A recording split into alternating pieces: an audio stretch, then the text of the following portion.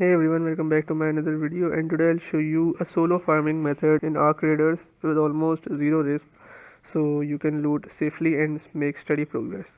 I don't have Arc Raiders installed in my PC currently, so you have to work with me as it is.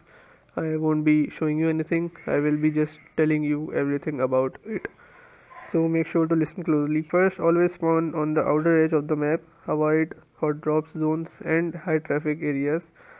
These places have less PvP and fewer strong enemies, which is perfect for solo farming. Second, focus on low tier zones and abandoned buildings. Don't chase rare loot. Your goal is consistency, not danger. The small items add up fast when you extract safely.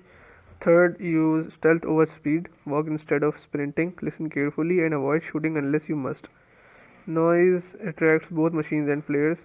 So yes. Fourth is keep your inventory light. Only pick items with good value to wait. Once your bag is about 60 to 70% full, start moving toward extraction. Fifth would be always plan your extraction early. Stick to the edges of the map, avoid open areas, and wait a few seconds before extracting to check for danger. Finally, run basic survivability gear, not expensive loadouts. If something goes wrong, your loss is minimal. That's the safest solo farm method in Arc Raiders. Edge spawns, low risk zones, stealth movement, light inventory, and early extraction. Simple, safe, and consistent. So this is it for today's video. If you like the video, give it a thumbs up, subscribe, comment down below, and thanks for watching.